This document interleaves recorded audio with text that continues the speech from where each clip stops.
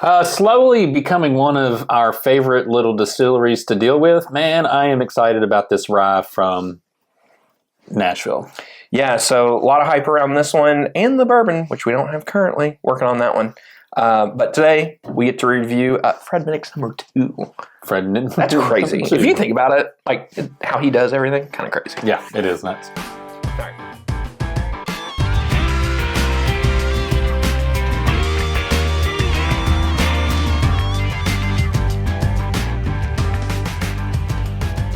Welcome back to another edition of Bourbon Kingdom. I'm David. And I'm Zach. And today we are going to review the Nashville Barrel Company finest small batch rye is what it's called, and then its connected spirits. He has trouble because he refuses to get glasses. I don't need glasses. I see that just fine. Anyways, so we've reviewed some Nashville stuff here on the channel before, either on live stream or just in videos and stuff. So we're kind of already a big Nashville fans over here. What I found very interesting this year was, at the end of the year stuff, we always try to look at like what other people have done, put out there, so that way it's like, hey, if we haven't reviewed something, we'd love to be able to review it. Yeah. Fred Minnick, he does his top 100, which is kind of crazy, which I think he had like 105 bottles, 107 bottles this year. We have trouble getting through 20. Well, he does like 800, 900 reviews. Yeah, I guess that's true. But he does everything all at once. Yeah. And he's just like, spitting out whatever he doesn't drink, whatever. Yeah. But to me, what I find fascinating is this one finished number 2, and I believe the bourbon finished number 3. Really? Yeah. It was like, wow, maybe number 4. Either way, I think both of them were in the top 4. So very, very interested, very fascinated by that. And I get, whenever you're doing a big blind, some things kind of merge together, some things don't. But to get that high up there, it has to be pretty great. You would think. So, excited about being able to try it. Obviously, big rye fans over here. Newly big rye fan over there. Rye fan. Really quick, though, before we talk, I don't have a ton of information about this.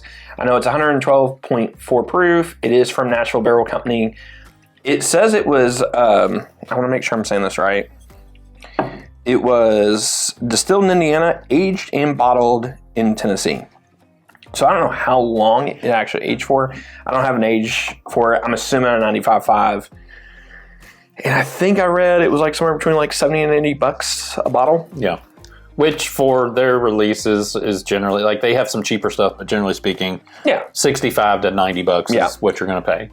I do know from talking to people that after that the bourbon and the rye went, like the following day, they basically bottled everything they had and then dumped it onto the website, and it sold out like immediately. Oh, I'm sure. Huge cash day for them. So congrats to them. Yeah. Congrats to the Nashville guys. So they deserve it. This has like I feel like a kind of traditional rye smell to it. Yeah, I agree.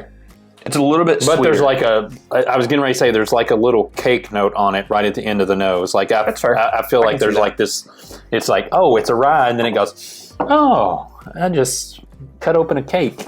Like a Dairy Queen ice cream cake. Kind of like, oh, yeah, that smells good. Yeah, that's, I mean, there's not anything crazy going on in it.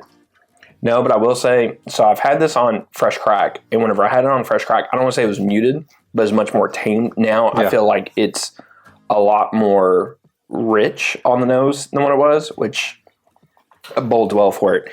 The spice on there really pops. I do agree. I think there's some traditional rye notes on there.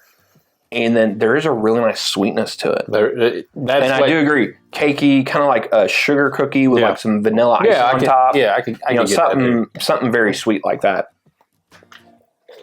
Can totally get on board with that.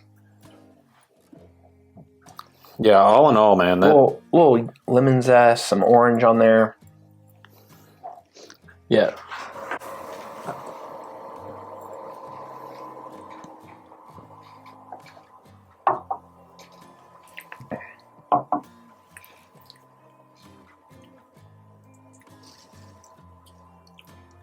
That's really good. You get a ton of that spice up front. I don't want to say a ton. You get that spice up front, and then like it almost goes into like a Kentucky like almost like a Kentucky rye in the sense of like where it gets really sweet on you. Yeah. I like that. Again, this is why you shouldn't review something on Fresh Crack. You should let a little air to it, let it open up, because that's totally different than what it was on Fresh Crack. That's good. Yeah, that is interesting. I like how that evolves. You kind of... Yeah. I know this is, again, I am assuming it's Ross and Squibb juice, but it really does drink like a Kentucky rye. Yeah, I agree with that. And I don't know if that's from the aging down in Tennessee. I don't know how long they aged it for. I don't know anything, so my apologies. But maybe it's just because when they brought it down through Kentucky to Tennessee, as it was aging, it took a little Kentucky with it. No, the finish is interesting to me because it's not like a long finish. To me, like I don't feel like it's a long finish, but there are some there's some oaky notes on the back end that are really, really interesting to me. Yeah, I agree. Yeah. Very desserty on the palate. You get a ton of fruit on there. Yeah. You get a ton of like icing on there. You get, again, that sugar cookie note is still sitting there for me.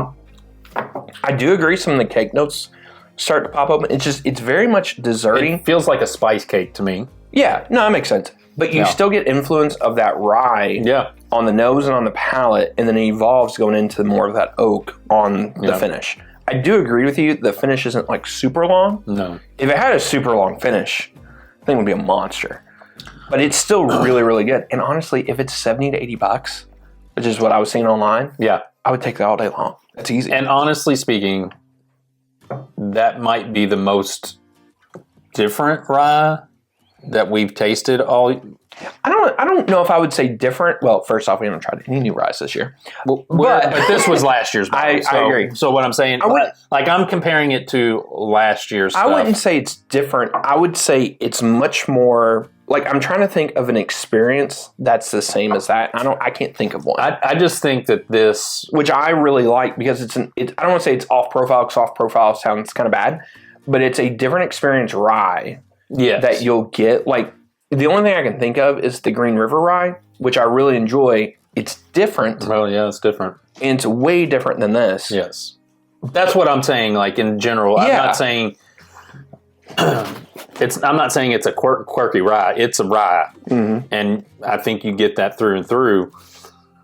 But what I like so much about this one is that nothing stands out in the palate. Like it's all kind of perfectly meshed together. Yeah, it's really well balanced. And it does a really good job telling the story. Like it's smooth all the way through. Like I don't feel like I'm overwhelmed by spice. I don't feel like I'm overwhelmed by sweetness. I don't feel like I'm overwhelmed by any of that stuff. I just feel like it melds together really, really well. Yeah. And I like, yes, I like that. I think it's good. I think part of the time when you have a rye, like when you get rye, sometimes the things seem, not that they're still not good, because they're still good, but they're maybe a little more out of balance in what you taste.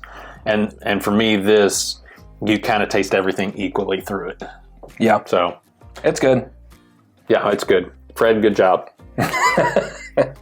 I would also say Nashville. Y'all did a good job. This is really good stuff. It's always fascinating to me to see how, because I mean, really this stuff comes down to blending. Yeah. And they did an excellent job, man. It's really good. I'd love to see what bourbon tastes like. I gotta get my hands on that. I don't know how, but because I think it's all sold out. I mean, we know those guys, right? Kind of. Yeah. So we know enough of them. Yeah. About proximity. But anyway, so yeah.